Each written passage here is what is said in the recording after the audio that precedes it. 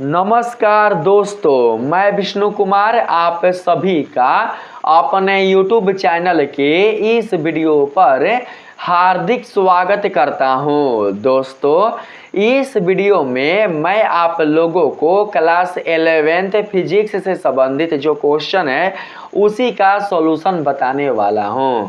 दोस्तों, जैसा कि आप सभी को पता है कि बिहार बोर्ड द्वारा होने वाला अक्टूबर माह का जो मंथली एग्जाम है वो कल से स्टार्ट होने वाला है, अर्थात 17 अक्टूबर से स्टार्ट होने वाला है। जो बच्चे इंटर से अपना संबंध रखते हैं, जिन बच्चों का स्ट्रीम साइंस, आर्ट्स और कॉमर्स है, उनका एग्जाम कल से स्टार्ट हो जाएगा। दोस्तों, साइंस वाले जो बच्चे हैं क्लास 11th के, उन सभी के लिए मैं इस वीडियो के माध्यम से फिजिक्स पेपर से संबंधित जो क्वेश्चन है उसी का सॉल्यूशन बताने वाला हूं। आप लोग इस वीडियो को ध्यान से देखें और प्रत्येक प्रश्न का बताए गए जो आंसर है उन्हें समझने का प्रयास करें। तो आइए बिना देर किए स्टार्ट करते हैं अपने आज के इस वीडियो क्लासेज को। दोस्तों, यहाँ पर जो पहला प्रश्न है इसमें कहा जा रहा है पृष्ठ तनाव की बीमा है। आप लोगों को पृष्ठ तनाव की बीमा बताना है, ठीक है दोस्तों। पृष्ठ तनाव की बीमा m(t⁻⁻2) होता है, ठीक है। इसलिए इसका सही आंसर ऑप्शन नंबर ए हो जाएगा, ठीक है, याद रखिएगा। 2 नंबर सवाल में दोस्तों कहा जा रहा है निम्नलिखित में से कौन सदिश राशि है। आपसे पूछा जा रहा है निम्नलिखित में से कौन सदिश राशि है। दोस्तों, यहाँ पर जो आप देख रहे हैं ना, यहाँ पर वेग और विस्थापन ये दोनों ही क्या है, ये दोनों ही दोस्तों सदिश राशि हैं। चाल और द्रव्यमान ये दोनों को दोनों बिल्कुल भी सदिश राशि नहीं है। दोस्तों, आप चाहें तो ऑप्शन नंबर बी को भी सिलेक्ट कर सकते हैं और चाहें तो ऑप्शन नंबर डी को भी सिलेक्ट कर सकते हैं, ठीक है। इन दोनों में से कोई भी ऑप्शन आपका राइट होगा। आप लोग देख लीजिएगा कि आपके ऑप्शन में कौन सा ऑप्शन आया हुआ है। दोस्तों, ऑप्शन इसी प्रकार से आएगा, सेम टू सेम यही रहेगा, कुछ भी दोस्तों बदलाव नहीं रहेगा, ठीक है। प्रश्न भी दोस्तों सेम टू सेम यही रहेगा और आंसर भी दोस्तों सेम टू सेम यही रहेगा। बस आप लोग अच्छे से प्रश्न के आंसर को याद कर लीजिएगा, ठीक है दोस्तों। यहाँ पर दोनों के दोनों सदिश राशि हो गए हैं, इसलिए आप लोग चाहें तो ऑप्शन नंबर बी को भी सिलेक्ट कर सकते हैं या फिर ऑप्शन नंबर डी को भी सिलेक्ट कर सकते हैं। आगे बढ़ने का प्रयास करते हैं। 3 नंबर सवाल में दोस्तों पूछा जा रहा है अधिकतम सीमा प्राप्त करने के लिए प्रक्षेपण कोण होना चाहिए। आप लोगों को प्रक्षेपण कोण का मान बताना है। तो दोस्तों, इसका सही आंसर होगा 45 डिग्री। याद रखिएगा, प्रक्षेपण कोण का मान होता है 45 डिग्री, इसलिए सही आंसर हो जाएगा ऑप्शन नंबर बी, ठीक है। आप लोग सेलेक्ट कर लीजिएगा। यहाँ बात करते हैं 4 नंबर सवाल में। 4 नंबर सवाल में कहा जा रहा है यदि द्रव्यमान m की वस्तु त्रिज्या r वाले वृत्तीय पथ पर एक समान गति से घूम रही है तो वस्तु पर क्रियार्थ अभिकेंद्रीय बल का मान होगा। आप लोगों को अभिकेंद्रीय बल का मान बताना है, ठीक है। तो दोस्तों, अभिकेंद्रीय बल का जो मान होता है वो होता है mv²/r, यानी कि ऑप्शन नंबर बी इसका राइट आंसर होगा। mv²/r ही इस प्रश्न का राइट आंसर होगा, आप लोग याद रखिएगा, ठीक है। आगे बढ़ते हैं। अगला जो 5 नंबर क्वेश्चन है इसमें कहा जा रहा है रॉकेट प्रक्षेपण किस सिद्धांत पर आधारित है। आप लोगों को उस सिद्धांत का नाम बताना है जिस पर रॉकेट प्रक्षेपण आधारित है। दोस्तों, 5 का जो सही जवाब होगा वो हो जाएगा न्यूटन का गति नियम, यानी कि ऑप्शन नंबर सी इसका राइट आंसर होगा। न्यूटन के गति के नियम पर क्या है दोस्तों, यह आधारित है, ठीक है। अगला सवाल है दोस्तों आपके सामने, देख सकते हैं 6 नंबर में पूछा जा रहा है दोस्तों यहाँ पर किसी वस्तु के संवेग को 3 गुना करने से उसकी गतिज ऊर्जा हो जाएगी। अगर किसी वस्तु के संवेग को 3 गुना कर दिया जाए तो उसकी गतिज ऊर्जा कितनी गुनी हो जाएगी, यही आप लोगों को बताना है। तो दोस्तों, उसकी गतिज ऊर्जा 4 गुनी हो जाएगी, इसलिए इसका सही आंसर हो जाएगा ऑप्शन नंबर बी।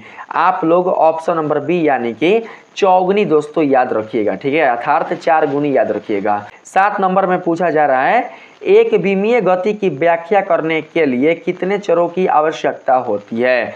एक विमीय गति की व्याख्या करने के लिए कितने चरों की आवश्यकता होती है? तो दोस्तों केवल और केवल एक चर या एक अक्ष की आवश्यकता होती है। ठीक है, तो दोस्तों इसका सही जवाब हो जाएगा ऑप्शन नंबर ए। ठीक है, यहाँ पर बात करते हैं 8 नंबर में।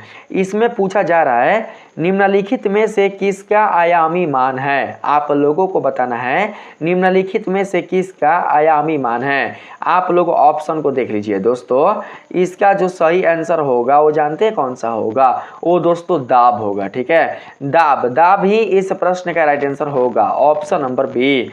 अगला सवाल है 9 नंबर में। कहा जा रहा है दोस्तों यहाँ पर जब हम दूध मथते हैं, ठीक है, पूछा जा रहा है 9 नंबर में, जब हम दूध मथते हैं तो मक्खन किस बल के कारण बाहर आता है? आप लोगों को उस बल का नाम बताना है, ऑप्शन आपके सामने है।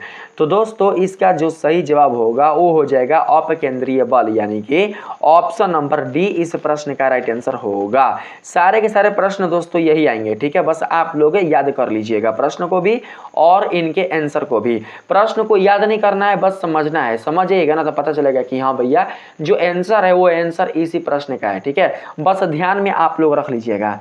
10 नंबर सवाल में दोस्तों कहा जा रहा है गुरुत्वीय त्वरण का मान विषुवत रेखा पर होता है। आप लोगों को बताना है कि गुरुत्वीय त्वरण का मान विषुवत रेखा पर कितना होता है। ठीक है, तो दोस्तों 10 का जो सही जवाब होगा वो हो जाएगा न्यूनतम, यानी कि ऑप्शन नंबर बी।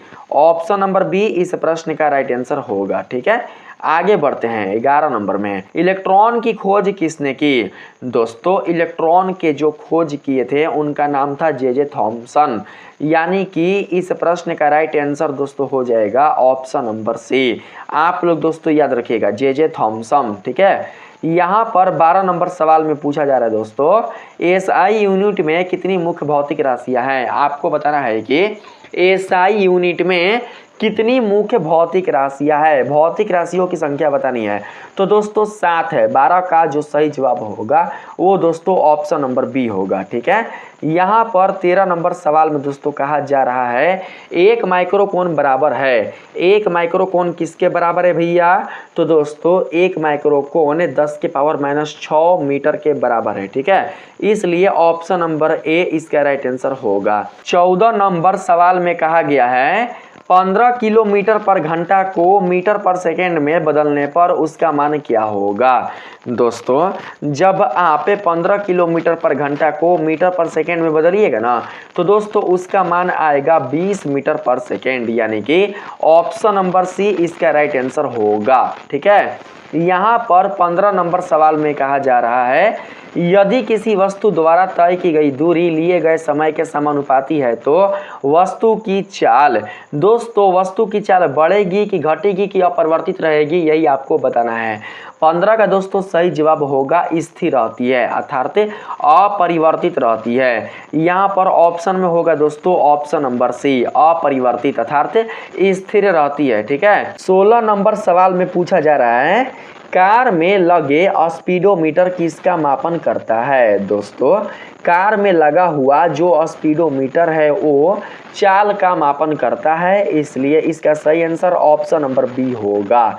17 नंबर सवाल में दोस्तों यहाँ पर पूछा जा रहा है गुरुत्वीय त्वरण की सतह से पलायन वेग क्या होगा? आप लोगों को पलायन वेग का मान बताना है। 17 का दोस्तों सही जवाब हो जाएगा √2rg, यानी कि दोस्तों ऑप्शन नंबर जो ए होगा यही दोस्तों इस प्रश्न का राइट आंसर होगा। ठीक है, यहाँ पर बढ़ते हैं अब आगे दोस्तों पूछा जा रहा है 18 नंबर में किसी पिंड का द्रव्यमान m और वेग भी हो तो उसकी गतिज ऊर्जा क्या होगी? आप लोगों को गतिज ऊर्जा का मान बताना है। दोस्तों इसका सही आंसर होगा 1/2 mv², यानी कि ऑप्शन नंबर ए इस प्रश्न का राइट आंसर होगा। ठीक है, आगे बढ़ते हैं। शक्ति का एसआई मात्रक है। शक्ति का एसआई मात्रक क्या है भैया? तो दोस्तों शक्ति का एसआई मात्रक वाट है, इसलिए ऑप्शन नंबर ए इस प्रश्न का राइट आंसर होगा। 20 नंबर सवाल में दोस्तों कहा जा रहा है एक 0.04 किलोग्राम द्रव्यमान की गोली 90 मीटर पर सेकंड की चाल से चलकर भारी लकड़ी के गुटके में धंसकर 60 सेंटीमीटर की दूरी तय करने के बाद रुक जाती है। गुटके द्वारा गोली पर लगने वाला औसत अविरोधी बल क्या होगा, उस बल का मान आप लोगों को बताना है। तो दोस्तों इसका सही जो आंसर होगा वो जानते हैं कितना होगा, वो होगा 270 न्यूटन, यानी कि ऑप्शन नंबर ए इस प्रश्न का राइट आंसर होगा। ठीक है, बस याद कर लीजिएगा। ठीक है, यहाँ पर है 21 नंबर में किसी पिंड का वेग अर्थात 21 नंबर में है किसी पिंड का संवेग क्या होगा जब उसका द्रव्यमान m और वेग भी हो। तो दोस्तों किसी पिंड का जो संवेग होता है वो m और v का गुणनफल होता है, यानी कि द्रव्यमान और वेग का गुणनफल होता है। 21 का सही जवाब होगा ऑप्शन नंबर ए। ठीक है, एम भी इस प्रश्न का राइट आंसर होगा। 22 नंबर में पूछा जा रहा है दोस्तों किसी पिंड का द्रव्यमान 5 किलोग्राम और त्वरण 2 मीटर पर सेकंड स्क्वायर हो तो उस पर लगने वाले बल क्या हो। 22 नंबर में कहा गया है किसी पिंड का द्रव्यमान 5 किलोग्राम और त्वरण 2 मीटर पर सेकंड स्क्वायर हो तो उस पर लगने वाला बल क्या होगा। बल का मान आप लोगों को बताना है। दोस्तों इस प्रश्न का सही आंसर होगा 20 न्यूटन। ऑप्शन नंबर सी इस प्रश्न का राइट आंसर होगा। यहाँ पर बात करते हैं 23 नंबर में। इसमें पूछा जा रहा है दोस्तों सार्वत्रिक गुरुत्वीय स्थिरांक का मान है। आप लोगों को बताना है कि सार्वत्रिक गुरुत्वीय स्थिरांक का मान कितना होता है, यानी कि कैपिटल जी का मान कितना होता है। दोस्तों कैपिटल जी का मान इतना होता है 6.672 गुना 10 के power -11 newton meter square kilogram प्रति स्क्वायर। ठीक है, ये दोस्तों होगा। यहाँ पर न्यूटन मीटर स्क्वायर प्रति किलोग्राम स्क्वायर लिखिएगा। ठीक है दोस्तों, ऐसे होगा ना, हम मिस्टेक से बोल दिए थे। तो ऑप्शन नंबर ए इस प्रश्न का राइट आंसर होगा। 24 नंबर सवाल में दोस्तों यहाँ पर पूछा जा रहा है 24 नंबर में है 1 किलोवाट घंटा बराबर है। 1 किलोवाट घंटा किसके बराबर है भैया। तो दोस्तों 1 किलोवाट जो घंटा है वो बराबर है 3.6 गुना 10 के पावर 6 जूल से। ऑप्शन नंबर ए इस प्रश्न का राइट आंसर होगा। 25 नंबर सवाल में है यदि a बराबर इतना और b बराबर इतना हो तो दोनों सदिशों के बीच कोण क्या होगा। आप लोगों को कोण का मान बताना है। 25 का दोस्तों सही जवाब होगा 90 डिग्री। ऑप्शन नंबर डी इस प्रश्न का राइट आंसर होगा। ठीक है, 26 नंबर सवाल में दोस्तों यहाँ पर कहा जा रहा है लंबी दूरियों के मापन हेतु किस विधि का उपयोग किया जाता है। दोस्तों लंबी दूरियों के मापन हेतु लंबन विधि का प्रयोग किया जाता है। ऑप्शन नंबर ए इस प्रश्न का राइट आंसर होगा। 27 नंबर सवाल में कहा गया है यदि कोई वस्तु समान समय अंतराल में समान दूरी तय करती है तो उस वस्तु की गति क्या कहलाती है। दोस्तों उस वस्तु की गति एक समान कहलाता है, यानी कि इसका सही आंसर ऑप्शन नंबर ए हो जाएगा, एक समान गति। 28 नंबर सवाल में है सरल रेखा के अनुदिश गति को क्या कहते हैं। दोस्तों जब कोई गति सरल रेखीय होती है तो उस गति का नाम क्या होता है। दोस्तों उस गति का नाम सरल रेखीय गति होता है। ठीक है, ऑप्शन नंबर ए इस प्रश्न का राइट आंसर होगा। 29 नंबर सवाल है एक पारसेक बराबर होता है। एक पारसेक किसके बराबर होता है भाई। तो दोस्तों एक पारसेक जो होता है वो दोस्तों बराबर होता है 3.08 गुना 10 के पावर 16 मीटर के। ठीक है, ऑप्शन नंबर ए इस प्रश्न का राइट आंसर होगा। 30 नंबर सवाल है दोस्तों एक पिंड का द्रव्यमान m हो और उसकी गतिज ऊर्जा E हो तो उसका रेखीय संवेग क्या होगा। आप लोगों को रेखीय संवेग का मान बताना है। ठीक है, तो दोस्तों इसका सही जवाब होगा √2m कैपिटल E। ठीक है, ऑप्शन नंबर ए इस प्रश्न का राइट आंसर होगा। दोस्तों हर एक प्रश्न का आंसर सही है, आप लोग विश्वास रखिएगा। हालांकि दोस्तों बहुत सारे प्रश्नों का आंसर ऑप्शन नंबर ए ही हो गया है, लेकिन दोस्तों मैं बता दूं आप सभी को कि सभी प्रश्नों का आंसर सही है। मिस्टेक से अगर किसी प्रश्न का आंसर मैंने गलत बता दिया हो तो इसके लिए मैं आप सभी से माफ़ी चाहता हूं। आप लोग दोस्तों उसका सुधार कर लीजिएगा। दोस्तों इस वीडियो में मैंने आपके क्वेश्चन पेपर में आने वाले कुल जितने सारे ऑब्जेक्टिव प्रश्न हैं उन सभी प्रश्नों का सॉल्यूशन करा दिया है। दोस्तों अगर यह वीडियो पसंद आया हो तो इस वीडियो को लाइक करें और हमारे चैनल को सब्सक्राइब करें। मिलते हैं फिर से एक नए वीडियो के साथ, तब तक के लिए धन्यवाद।